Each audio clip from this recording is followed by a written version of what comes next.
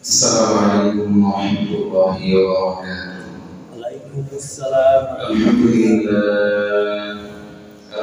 لله نحمده ونستعينه ونستغفره ونعوذ بالله من شرور أنفسنا ومن سيئات أعمالنا.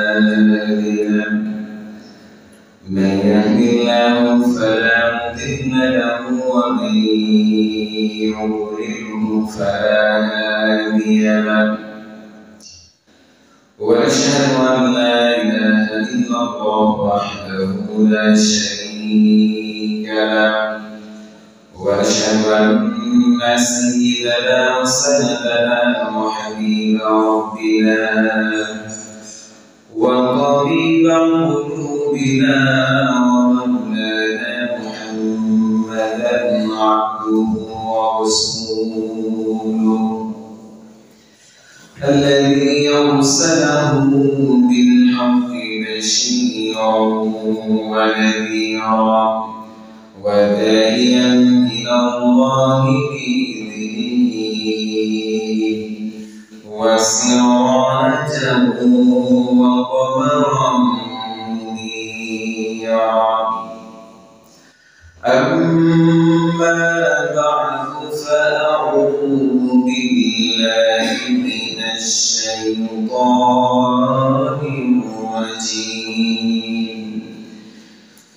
بسم الله الرحمن الرحيم.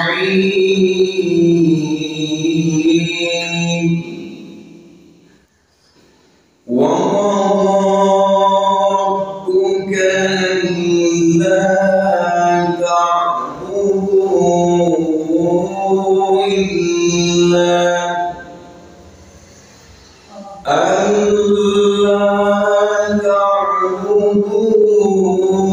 إلا إياه وبالوالدين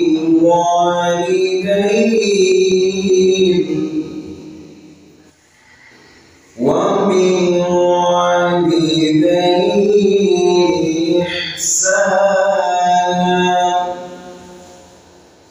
إما يبلغن عندك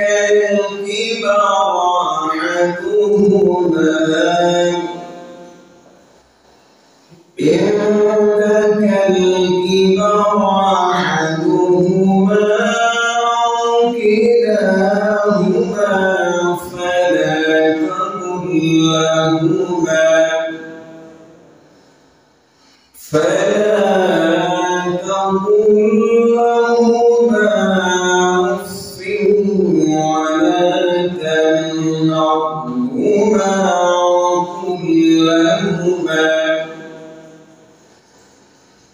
فلا تقل لهما أف ولا تنهرهما وقل لهما قولا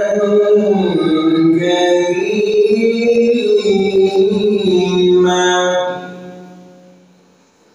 واخفض لهما جناح الذل من الرحمة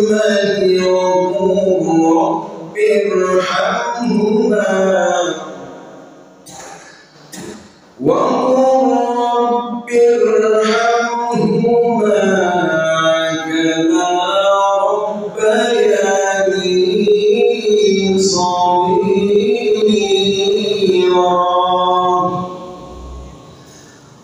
وقال تعالى إن الله وملائكته يصلون على النبي يا أيها الذين آمنوا صلوا عليه وسلموا تسليما. اللهم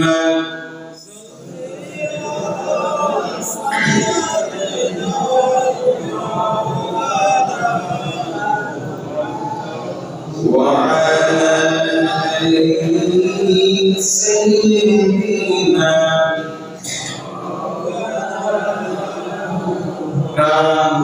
محمد الشيخ يا اللهم صل على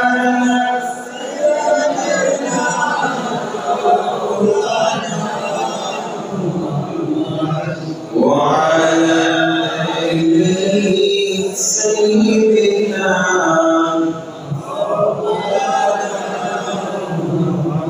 بلغ العلا بكماله كشف الدجى بجماله حسنت جميع خصاله صلوا عليه وآله بلغ العلا بكماله كشف الدجى بجماله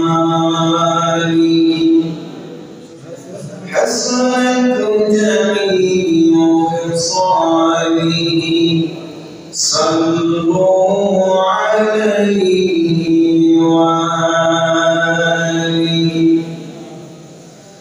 اللهم بارك وبارك شكرا جزيلا الله سبحانه وتعالى مع رمضان দ্বিতীয় জোয়া আদায়ের পক্ষে আল্লাহ পাক আমাদেরকে তার পছন্দনীয় করে আশা ও ভরসার তৌফিক দান করলেন।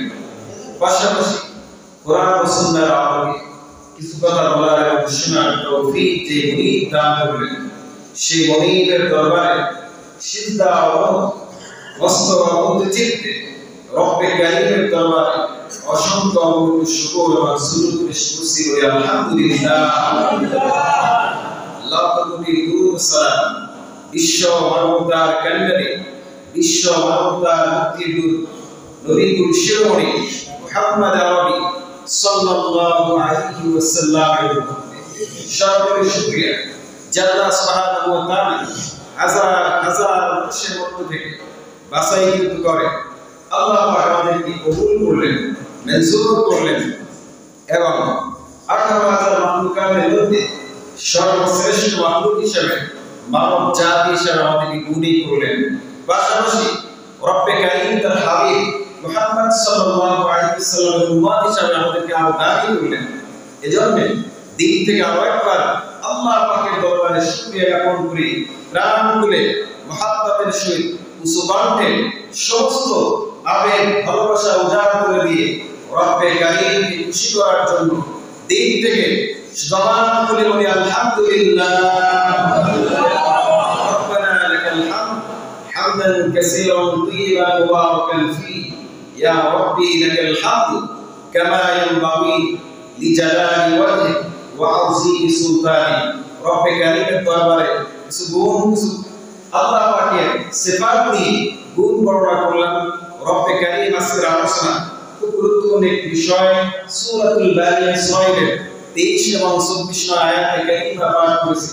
রব্বে কারীম এর কাছে তৌফিক কামনা করি অল্প সময় সহি করে বিশুদ্ধ করে গুরুত্বপূর্ণ কথা উপস্থাপন করার তৌফিক দান করুন। জোরে বলুন আমিন। সবাই হাজির আল্লাহ তাআলার ফয়সালা একটি হলো ইবাদত করুন শুধুমাত্র কেবলমাত্র একমাত্র রব্বে কারীমের আল্লাহ সুবহানাহু ওয়া তাআলা।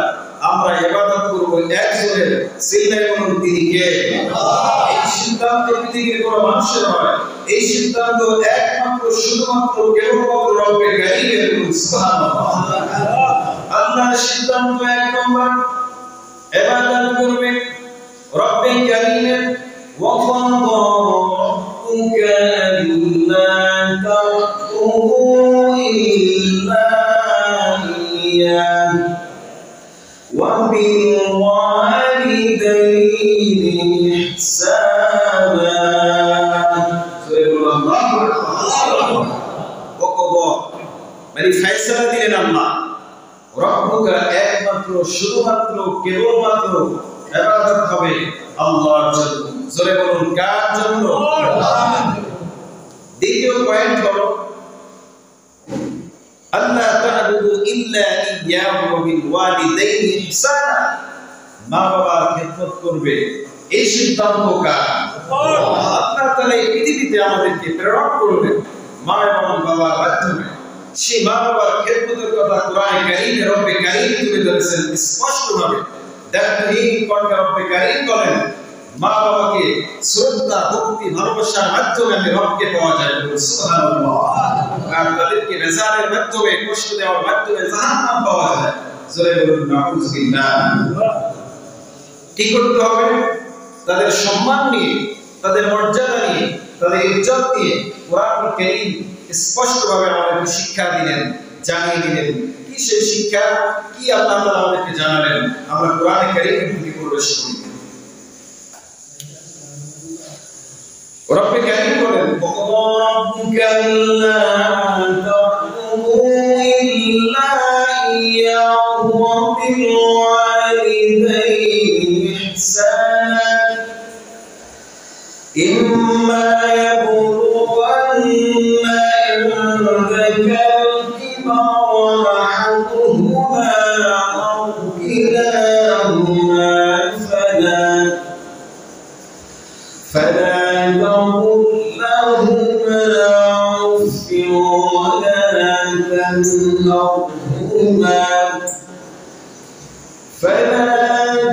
تنهرهما وقل لهما قولا كريما. صلى الله عليه وسلم.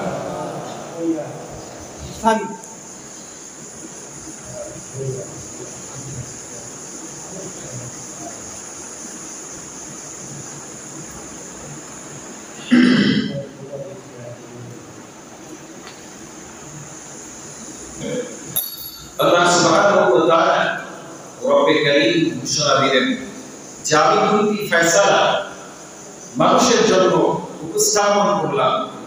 এক নম্বর ফয়সালা হলো রব্বে কারীমের ইবাদত করবে। দ্বিতীয় নম্বর ফয়সালা হলো মা বাবার খেদমত করবে, সেবা করবে। এই মা বাবার খেদমত দুই ভাগে বিভক্ত। একটি হলো পৃথিবীতে জীবিত অবস্থায়, আরেকটি হলো মৃত্যু অবস্থায়। মা বাবার সেবা, মা বাবার খেদমত মা বাবার জন্য করণীয় দুনিয়ায় করা যায়, মৃত্যুর পরেও কিছু করা যায়। সুবহানাল্লাহ। তো দুনিয়ায় থাকা অবস্থায় যা করণীয় সে বিষয়ে আগে শুনবো। বলি ইনশাআল্লাহ। আল্লাহ তাআলা বলেন ইম্মা ইয়াবলুগhanna ইনদাকাল কিবার আহাদুহুমা আও কিলাহুমা ফালা তাকুল লাহুমা।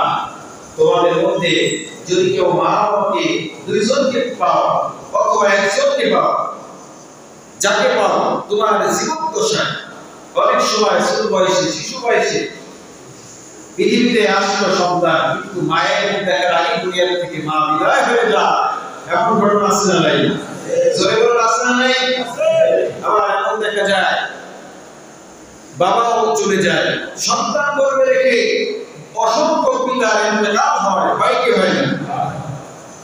মা বাবা একজন পাও, দুইজন পাও অথবা উভয়কে পাও, তাদেরকে জীবিত অবস্থায় কিছু খেদমত করা যায়, জীবিত অবস্থায় কিছু করণীয় এবং মৃত্যুর পরে কিছু করণীয়, এই বিষয়ে নিয়ে আলোচনা শুনবো। পাশাপাশি আলোচনার কিছু দামে দামে কিছু কথা বলবো, মনোযোগ সহকারে অল্প সময় খুবই গুরুত্বপূর্ণ কিছু কথা। জয় বলে আল্লাহ তাআলা আমাদেরকে তৌফিক দেন, বলেন আমিন। সমান নাসিরিন কেমন ব্যবহার করতে হবে? কোরআনে কারীমে বলেন ফালা তাকুল্লাহুমা উফিন ওয়া লা তানহারহুমা ওয়া কুল লাহুমা কাওলান কারীমা। সাল্লাল্লাহু আলাইহি ওয়াসাল্লাম। তাদের সঙ্গে ধমক দিবে না, চোখ রাখতে করে কথা বলবে না, মেজাজের সাথে কথা বলবে না। তারা যেন তোমার আচরণে শব্দটি উচ্চারণ না করে বলে আল্লাহু আকবার। আল্লাহ কত সুন্দর প্র্যাকটিক্যাল মানুষকে শিক্ষা দিলেন যে বাবা মায়ের সামনে মাথা নত করে দাও, আস্তে আস্তে কথা বলো, নরম নরম কথা বলো, মিষ্টি সুরে কথা বলো। তাদেরকে ধমক দিও না, তাদেরকে সম্মান করো। ওকুল্লাহুমা কাওলান কারীমা, তাদের সাথে সম্মানজনক আচরণ করবে, এই সিদ্ধান্ত পৃথিবীর কোন মানুষের নয়, এই সিদ্ধান্ত রব্বে কারীমের জরুরুল কার। আমরা সিদ্ধান্ত মানতে রাজি আছি সবাই? আল্লাহ তাআলা তৌফিক দেন, বলেন আমিন। দ্বিতীয় পয়েন্ট হলো আল্লাহ তাআলা বলেন আফিদ লাহুমা জানাহ কুল্লি মিনার রাহমাহ ওয়া রাব্বির হামহুমা কামা রাব্বায়ানি সগীরা। সুবহানাল্লাহু আকবার। আল্লাহ তাআলা বলেন আফিদ লাহুমা জানাহ কুল্লি মিনার রাহমাহ। রহমত মানে দয়া, ভালোবাসা, দয়া হাত সম্প্রসারিত করো, তোমাদের ডানা পিছায় দাও, হাত দিয়ে নরম ভাবে ধরবে, তোমাদের কথা হবে নরম, কাজ হবে নরম, সব সময় অলওয়েজ তাদের সঙ্গে সুন্দর আচরণ করবে, ভালো ব্যবহার করবে। এই সিদ্ধান্ত কার? আল্লাহর নাম আরো সুবহানাহু ওয়া তাআলা। এই সিদ্ধান্ত কার? আল্লাহ তাআলা বলেন তাদের সঙ্গে নরম আচরণ করবে আর দোয়া করবে রব্বির হামহুমা কামা রাব্বায়ানি সগীরা। আল্লাহ তাআলা ছোটবেলায় শিশু বয়সে আমার ভাষা ছিল গান্দা, আমি কথা বলতে পারতাম না, সেই সময় আমাকে কত সেবা করতো, কত যত্ন করতো, কত আদর করতো, ভালোবাসতো। আল্লাহ এই মা বাবাকে তুমি রহম করো, সুস্থ রাখো, ভালো রাখো, এই দোয়া করতে হবে। এরপরে বিশ্বনবী সাল্লাল্লাহু আলাইহি ওয়াসাল্লাম বলেন আল জান্নাতু তাহতা আকদামিল উম্মাহাত। মায়ের পায়ের নিচে সন্তানের বেহেশত, বলুন সুবহানাল্লাহ। সম্মানিত হাজিরিন, কম সময় মূল আলোচনার দিকে চলে যায়, মূল পয়েন্টগুলো বলতে চাই। বিশ্বনবী সাল্লাল্লাহু আলাইহি ওয়াসাল্লামের কাছে এসে একজন সাহাবী বললেন ইয়া রাসূলুল্লাহ, আমি খেদমত করব কার, মায়ের নাকি বাবার? বিশ্বনবী সাল্লাল্লাহু আলাইহি ওয়াসাল্লাম বললেন তোমার মা, উম্মুকা, তোমার মা। সাহাবী জিজ্ঞেস করলেন ইয়া রাসূলুল্লাহ, এরপরে কার? বিশ্বনবী সাল্লাল্লাহু আলাইহি ওয়াসাল্লাম বললেন উম্মুকা, তোমার মায়ের। সাহাবী আবার জিজ্ঞেস করলেন ইয়া রাসূলুল্লাহ, ইয়া হাবিবাল্লাহ, আমি খেদমত করব কার? বিশ্বনবী সাল্লাল্লাহু আলাইহি ওয়াসাল্লাম বললেন উম্মুকা, তোমার মায়ের। মায়ের সেবা করার কথা আল্লাহ নবী তিনবার বলেছেন আর বাবার কথা বলেছেন একবার। জোরে বলুন সুবহানাল্লাহ। সম্মানিত হাজিরিন, বিশ্বনবী সাল্লাল্লাহু আলাইহি ওয়াসাল্লাম মেম্বারে বসে, আমি হাদিসটি গত জুমার আগের জুমায় বলেছিলাম যে একবার দুইবার যখন বসলেন আল্লাহ নবী বললেন আমিন আমিন আমিন। অর্থাৎ এখানে বিশ্বনবী সাল্লাল্লাহু আলাইহি ওয়াসাল্লাম কে লক্ষ্য করে জিবরাইল আমিন বললেন ইয়া রাসূলুল্লাহ, ইয়া হাবিবাল্লাহ, আপনার নাম শোনার পরে যারা দরুদ করবে না তারপর আল্লাহ লানত, আপনি নবী আমিন বলেন। দ্বিতীয় নম্বর হলো রমজান পাইলো, রমজানের হক আদায় করলো না, আপনি আমিন বলেন, আল্লাহ লানত, রমজানের হক যারা আদায় করবে না। তৃতীয় নম্বর হলো মা বাবা পাইলো, সেবা করতে পারলো না, খেদমত করতে পারলো না, ভালো আচরণ করতে পারলো না, তাদের উপরে আল্লাহ তাআলার তরফ থেকে লানত, নবী আপনি আমিন বলুন, তাই আপনাকে আমিন বলুন। সম্মানিত হাজিরিন, মসজিদে নববীতে বসা আল্লাহর নবী সাহাবীদের সামনে মাহাদিমাতুস সাদিয়া রাদিয়াল্লাহু তাআলা আনহা আসলেন। বিশ্ব নবী, এত বড় পাপের নবী, সমস্ত নবীদের সর্দার যিনি, সঙ্গে সঙ্গে দাঁড়িয়ে গেলেন, বলুন সুবহানাল্লাহ। তার গায়ে চাদরটা খুলে বসতে দিলেন। মাহাদিমাতুস সাদিয়া রাদিয়াল্লাহু তাআলা আনহাকে চলে যাওয়ার পরে সাহাবায়ে কেরাম জিজ্ঞেস করলেন ইয়া রাসূলুল্লাহ, ইয়া হাবিবাল্লাহ, আমরা কিছুই বুঝতে পারলাম না, একজন বৃদ্ধা নারী আসলো, আপনি পয়গম্বর মুহাম্মদ সাল্লাল্লাহু আলাইহি ওয়াসাল্লাম, আপনি দাঁড়িয়ে গেলেন, এরপরে দেখলাম আপনার গায়ের চাদরটা বিছাই দিলেন, সেই চাদর পরে বসলো এই বৃদ্ধ নারী। বৃদ্ধা কে, তার পরিচয়? বিশ্বনবী সাল্লাল্লাহু আলাইহি ওয়াসাল্লাম বললেন ইনি হলো আমার উম্মাতা হালিমাতুস সাদিয়া রাদিয়াল্লাহু তাআলা আনহা। সুবহানাল্লাহ। বিশ্বনবী সাল্লাল্লাহু আলাইহি ওয়াসাল্লাম বলেন মাকে খেদমত করতে হবে, মাকে ভালোবাসতে হবে, বাবাকে খেদমত করতে হবে। আমরা এখন সরাসরি চলে যাব জীবিত অবস্থায় মা বাবার জন্য কি করণীয় আর মৃত্যুর পরে কি করতে পারবে। সম্মানিত হাজিরিন, জীবিত অবস্থায় শান্তি করণীয়, জোরে বলুন কয়টি? আলোচনা কিন্তু প্রায় শেষ পর্যায়ে, এখন হলো ফিনিশিং দেওয়া পয়েন্টগুলো বলে। জীবিত অবস্থায় শান্তি করণীয়, জোরে বলুন কয়টি? আর জোরে বলুন কয়টি? এক নম্বর হলো যেটা আমি বলেছিলাম কোরআনে কারীমের আলোকে, অকুল্লাহুমা কাওলান কারীমা, শ্রদ্ধার সাথে ভক্তির সাথে সম্মানের সাথে কথা বলবে, তাদেরকে শ্রদ্ধা করতে হবে, অলওয়েজ শ্রদ্ধাশীল হতে হবে। বাবা মা বৃদ্ধ বয়স হোক, যুবক বয়সে পান, যেই বয়সে পান, যেই রঙের হোক, যেই পথের হোক, যেই চেহারার হোক, যে বয়সের হোক, তাদেরকে সম্মান করতে হবে, তাদেরকে ভক্তি করতে হবে, তাদেরকে শ্রদ্ধা করতে হবে। এই সিদ্ধান্ত কার? 7টি পয়েন্টের মধ্যে সর্বপ্রথম হলো শ্রদ্ধাশীল থাকতে হবে। দ্বিতীয় নম্বর হলো তাদেরকে মুহাব্বত করতে হবে। কি করতে হবে? তাদেরকে মুহাব্বত করতে হবে, ভালোবাসতে হবে। 3 নম্বর পয়েন্ট হলো তাদের আদেশ মেনে চলতে হবে। তবে ওই আদেশ মানা যাবে না যে আদেশ আল্লাহ এবং রাসূলের বিরোধিতা আসে। যে আদেশ যদি সন্তানকে বলে বাবা কিংবা মা বলে তোমার নামাজ পড়তে হবে না, সন্তান তোমার রোজা রাখতে হবে না, তোমার কোরআন পড়তে হবে না, এই সিদ্ধান্ত মানা যাবে না। আল্লাহ তাআলার বিধানকে লঙ্ঘনের কথা যখন বাবা বলবে তখন আর মা বাবার কথা শোনা যাবে না। ততক্ষণ পর্যন্ত মা বাবার কথা শুনতে হবে যতক্ষণ আল্লাহ এবং রাসূলের কথা বলবে। সুবহানাল্লাহ। খুব মনোযোগ সহকারে বুঝতে হবে। 3 নম্বর পয়েন্ট হলো মা বাবার আদেশ নিষেধ মেনে চলতে হবে। তবে আল্লাহ এবং রাসূলের বিরোধিতা হয়, আল্লাহ রাসূল বেজার হয়, কষ্ট পায়, এমন কথা মা বাবার মানা যাবে না। মা বলল বাবা এক গ্লাস পানি এনে দাও, কিংবা বাবা বলল বাজার থেকে বাজার নিয়ে আসো, আমার শরীরটা ভালো না, অসুস্থ, যাও একটু বাজার করে নিয়ে আসো। আপনি বলেন বাবা তুমি যাও। আপনাকে একাধিকবার অসংখ্যবার বলা সত্ত্বেও আপনি তাকে ধমকের সাথে বলেন আমি করব, তুই বাজারে যাও, একের পর এক ধমক দিলেন, তখন বাবার মন নিশ্চয়ই বেজার হয়ে যায়। তখন খুব শব্দটি অন্তর থেকে চলে আসে। আল্লাহ তাআলা বলেন উফি ওয়ালা তানহারহুমা ওয়া কুল লাহুমা কাওলান কারীমা। আল্লাহ তাআলা বলেন তুমি ধমক দিও না, তারা যেন মুখ শব্দটি না করে, বরং সম্মানের সাথে কথা বলো। প্রত্যেকটা পয়েন্ট কোরআনের সাথে সম্পৃক্ত রেখে কথা বলার চেষ্টা করছি। 4 নম্বর পয়েন্ট হলো খেদমত করো। সব সময় খেদমতে নিয়োজিত হয়ে যাও। যতটুকু সময় কাছে পাও, তুমি বিদেশে যাওয়া, দেশে এতটুকু সময় আসো, মা বাবার খেদমত করো। বিদেশে থেকেও খেদমত করা যায়। সব সময় খবর নেন বাবা কেমন আছে, মা কেমন আছে, শরীর কেমন আছে, মন কেমন আছে, কি লাগবে, কোথায় কি, খবর নিতে হবে। এই সিদ্ধান্ত কার? শরীরের এই সিদ্ধান্ত কার? আল্লাহ তাআলা বলেছেন সব সময় মা বাবার খবর নিতে হবে।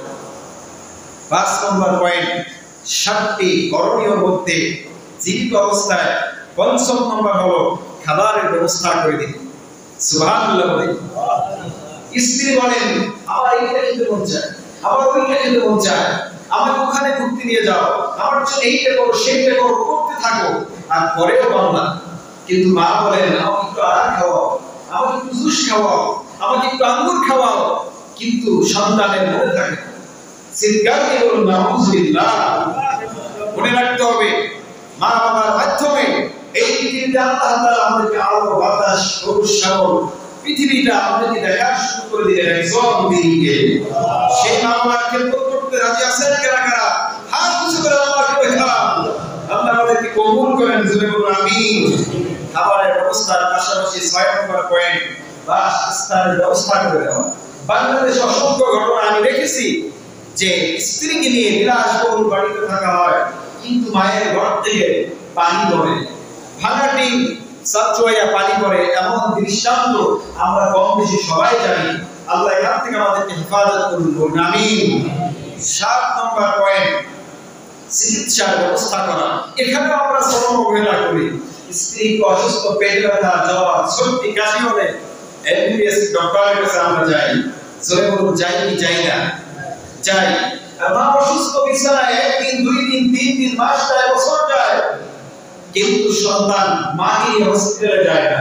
মাঝে মাঝে খবর নেই তোমার প্যারাসিটামল লাগবে, এই পাশে কমিউনিটি সেন্টার আছে, প্রাইভেট হসপিটালে তো চিন্তাও করে না, স্বাস্থ্য কেন্দ্র আছে, ওখানে গেলেই তুমি পাবে।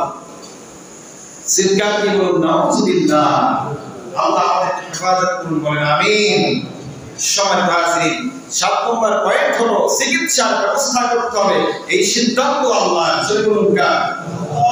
এবার শুনুন, মৃত্যু ব্যক্তি অর্থাৎ মা বাবা মরে গেছেন, চলে গেছেন, বিদায় নিয়ে কবরের বাসিন্দা হয়েছেন, তখন 7টি করণীয়। জোরে বলুন সুবহানাল্লাহ। মা বাবা মরে গেছেন, করণীয় আছে না নাই? আছে।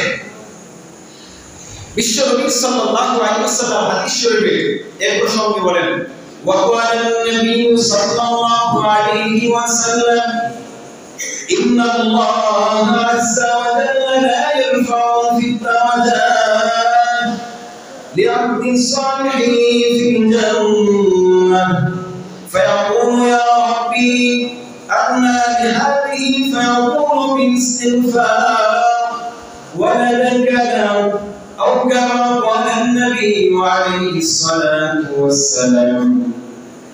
আল্লাহ নবী বিশ্বনবী সাল্লাল্লাহু আলাইহি ওয়াসাল্লাম বলেন, একজন জান্নাতি ব্যক্তি জান্নাতে বসে আল্লাহকে প্রশ্ন করবেন, আল্লাহ তাআলা আমি তো জান্নাতে প্রবেশ করছি, কিন্তু আমার চেয়ে অনেক উচ্চ স্থানে আছে, কিন্তু আমি তো নিম্ন স্তরের একজন জান্নাতি, আমি দেখতেছি আমার জন্য আপনি আরো ভালো মানের উচ্চ মানের জান্নাত নির্ধারণ করেছেন, আমার দেখতেছি আমার মান সম্মান আস্তে আস্তে বাড়তে আছে।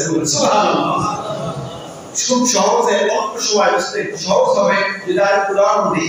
একটি মানুষ যখন সেকেন্ড ক্লাস অফিসার থেকে যখন ফার্স্ট ক্লাস অফিসার হয়, সেখান থেকে আরো যখন প্রমোশন হয়, একের পর এক উপরে যখন উঠতে থাকে, তার মনটা ভালো লাগে কি লাগে না? জোরে বলুন, ভালো লাগে কি লাগে না? জান্নাতে বিভিন্ন স্তর থাকবে, ধাপ থাকবে, স্টেপ থাকবে। লোকটি তাকিয়ে বলল, আল্লাহ আমার এত সম্মান বাড়তেছে, যে সম্মানটা আমার শুনতে ছিল না, এত সম্মান কোথা থেকে আসলো? আল্লাহ তাআলা বলেন, তোমার জন্য তোমার সন্তানেরা দুনিয়ায় দোয়া করতেছে। সুবহানাল্লাহ। আর জোরে বলুন সুবহানাল্লাহ। ফিদ দাওয়াজাত লিআবদিস সালিহি, তোমার সন্তানরা দোয়া করতেছে আর ইস্তিগফার পাঠ করতেছে, এজন্য আল্লাহ তাআলা খুশি হয়ে তোমার মান শানকে আরো বেশি করে বাড়ায় দিয়েছে। বলুন সুবহানাল্লাহ। সম্মানিত হাজিরিন, ফিনিশিং এ আরো 5-7 মিনিট লাগবে, গল্প না কাইতে গল্প 5 মিনিট গল্প। জোরে বলুন গল্প। আপনারা রাজি থাকলে আমি বলতে চাই, আপনারা তো ব্রেক করে দিতে হবে। খুব গুরুত্বপূর্ণ, যেহেতু 7টি করণীয় দুনিয়ায় বেঁচে থাকাকালীন, মৃত্যুর পরে 7টি করণীয় বলে ফিনিশিং দেন। খুব দ্রুত চেষ্টা করতেছে আর খুব শর্ট ব্যাখ্যা দেওয়ার জন্য। আল্লাহ নবী বলেন যে দুনিয়ায় দোয়া করার কারণে, তাদের জন্য ইস্তিগফার পাঠ করার কারণে, কোরআন পড়ার কারণে, হাদিয়া দেওয়ার কারণে আল্লাহ তাআলা তাদেরকে maaf করে দিয়েছেন। শুধু তাই না, এবং জান্নাতে উচ্চ মাকাম দান করবেন। সুবহানাল্লাহ। দোয়া কবুলের জন্য গুরুত্বপূর্ণ একটি শর্ত, এক নম্বর হলো নেক সন্তান। জোরে বলুন কি? নেক সন্তান। দ্বিতীয় নম্বর হলো নেক আমল। খালি দোয়া করলে হবে না, কোরআন পড়তে হবে, দুরূদ পড়তে হবে, দোয়া করতে, তাসবিহ তাহলিল করে আল্লাহর কাছে হাত তুলে দোয়া কবুল করে নেন। সওয়াব দিয়ে মৃত্যুর পরে করণীয়। একজন সাহাবী বললেন, ইয়া রাসূলুল্লাহ, খুব মনোযোগ, খুব টাইটলি কথাগুলো বলার চেষ্টা করুন। একজন সাহাবী বললেন, ইয়া রাসূলুল্লাহ, ইয়া হাবিবাল্লাহ, আমার টাকা আছে, পয়সা আছে, সব কিছু আছে, আমার মা বাবা তো চলে গিয়েছেন, আমি কি করব এখন? কিভাবে আমি তাদের সেবা করব? কিভাবে তাদের খেদমত করব? আমার তো মন টাকা দেয়, আমি আপনি খাই, কম দেখে আঙ্গুর খাই, বেদানা খাই, আমার তো মন টাকা, আমি বিরিয়ানি খাই, বাবা আমি খাইতে পারতেছি না, আমি কি করব? ইয়া রাসূলুল্লাহ, কিছু ফর্মুলা শিক্ষা দেন। বিশ্বনবী সাল্লাল্লাহু আলাইহি ওয়াসাল্লাম কিছু ফর্মুলা শিক্ষা দিলেন। বলুন সুবহানাল্লাহ। এক নম্বর ফর্মুলা হলো তাদের জন্য বেশি বেশি করে দোয়া করা। সুবহানাল্লাহ। দুই নম্বর তাদের জন্য ক্ষমা প্রার্থনা করা, সাবরে সারি করা, দুরূদের ব্যবস্থা করা, দোয়ার ব্যবস্থা করা, কোরআন তেলাওয়াতের মাধ্যমে দোয়া এবং দুরূদের মাধ্যমে সাবরে সারি পেশ করা। সুবহানাল্লাহ। তিন নম্বর পয়েন্ট হলো তারা যে সমস্ত ওয়াদা করেছেন, ওসিয়াত করেছেন, যে ওসিয়াতগুলো বৈধ, যে বাবা আমি বৃদ্ধ হয়ে গেছি, অসুস্থ, আমি আর কিছু পারলাম না, তুমি মাদ্রাসার জন্য কিছু দান সাদাকা করো, মাদ্রাসার জন্য একটা ভবন করে দিও, মসজিদে দান করো, এইটা করো, সেটা করো, যেই কাজ করলে সব হয় আমি পাইবে, এমন কিছু কাজ খাওয়া চলো, আমি আর করতে পারলাম না, আমি মুমূর্ষু অবস্থায় কথা বলতে আমার কষ্ট হয়, আমার শ্বাস নিতে কষ্ট হয়, বাবা তুমি কিছু ভালো কাজ করো। এবং ওসিয়াত করলে সন্তানের রক্ষা করা ওয়াজিব। বলুন সুবহানাল্লাহ। 4 নম্বর পয়েন্ট হলো কবর জিয়ারত করা। বিশ্বনবী সাল্লাল্লাহু আলাইহি ওয়াসাল্লাম বলেন, মান জারা কবরি বাদা মাউতি ওয়া ওয়াজাবাত লাহু শাফাআতু আল্লাহু আকবার। যারা কবর জিয়ারত করবে, আমি মুহাম্মদ সাল্লাল্লাহু আলাইহি ওয়াসাল্লামের তারা যেন নবীর সঙ্গে সরাসরি সাক্ষাৎ করলো। সুবহানাল্লাহ। শুধু সাক্ষাৎ করলো না, ওই সমস্ত উম্মতের জন্য আমি মুহাম্মদ সাল্লাল্লাহু আলাইহি ওয়াসাল্লামের পক্ষ থেকে সুপারিশ ওয়াজিব করে দিবেন একজন ব্যক্তিকে। 5 নম্বর পয়েন্ট হলো দান সাদাকাত করতে হবে। বাবা মাকে উদ্দেশ্য করে, আল্লাহ 1000 টাকা 2000 টাকা মসজিদ মাদ্রাসা দান করলাম, তুমি আমার মা বাবাকে তুমি মাফ করে দাও, তাদের জন্য আর কিছু করতে পারি না। 6 নম্বর পয়েন্ট হলো ঋণ পরিশোধ করতে হবে। বাবা যদি ঋণগুলো রেখে যায়, সেগুলো সন্তান হিসেবে সর্বোচ্চ চেষ্টা করতে হবে ঋণ পরিশোধ করার জন্য। 7 নম্বর হলো মা বাবা দুনিয়ায় অসংখ্য তাদের বন্ধু বান্ধব আত্মীয় স্বজন থাকতে পারে, তাদের সঙ্গে সুন্দর আচরণটা বজায় রাখতে হবে। আমরা রাজি আছি তো মা বাবার খেদমত করতে বলি ইনশাআল্লাহ। সম্মানিত হাজিরিন, সর্বশেষ আরেকটি পয়েন্ট এক মিনিটে ফিনিশিং দেব। খুব বেদনার সঙ্গে বলতে হয় আতশবাজি। এই ঘটনা মুসলমানের কোন সংস্কৃতি নয়, যেমন চিন্তা বেশি স্পষ্ট কথা বলবেন। এখানে আমরা অনেক বাবার আছি, অনেক ভাইয়ের আছি, অনেক দাদাও থাকতে পারে। আতশ এটি একটি ফার্সি শব্দ, এর অর্থ হলো আতশবাজি শব্দের অর্থ আগুন নিয়ে খেলা করা। জোরে বলুন, আগুন নিয়ে কি খেলা করা? ইসলামে নিষিদ্ধ বর্হিত কাজ, পাপাচার, হারাম কাজ। ইন্নাল মুবাদ্দিরিনা কানু ইখওয়ানা শায়াতিন। জোরে বলুন নাউযুবিল্লাহ। আল্লাহ তাআলা বলেন ইন্নাশ লা মুবাদ্দির, অর্থাৎ আল্লাহ তাআলা বলেন সংক্ষিপ্তভাবে, কাট করে কথা বলা যায় না, যে আল্লাহ তাআলা বলেন যারা অপচয় করবে এরা শয়তানের ভাই। আমরা কি শয়তানের ভাই হতে চাই? দুটো কথার উত্তর কিন্তু, আমরা কি শয়তানের ভাই হতে চাই?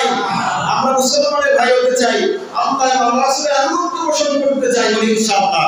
এই আতশবাজি এর মাধ্যমে কয়েকটা ক্ষতি হয়, শুধু পয়েন্টগুলো বলি। 1 নম্বর ক্ষতি হয় অপচয় করা। এই অপচয় করা ইসলামে নিষিদ্ধ হারাম কাজ, গরীব কাজ, পাপের কাজ। এই পাপের কাজ করতে রাজি আছেন কারা কারা? হাত উঁচু করে আল্লাহকে দেখেন। কেউ রাজি নাই? বলি আলহামদুলিল্লাহ। আজ আপনাদের প্রতি আহ্বান জানাবো খুব সংক্ষেপে এক বাক্যে, এই আমরা কখনো আতশবাজির টাকা বাবা হিসেবে সন্তানকে দেব না, ভাই হিসেবে ভাইকে দেব না।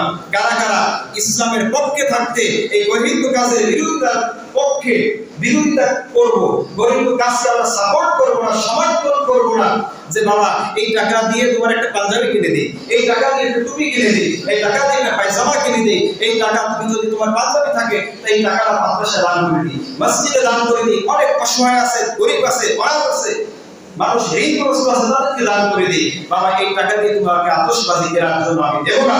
এই পক্ষে যারা আছেন হাত উঁচু করে আল্লাহকে দেখান। লিল্লাহি তাকবীর। আল্লাহ আপনাকে কবুল করেন। জোরে বলুন আমিন।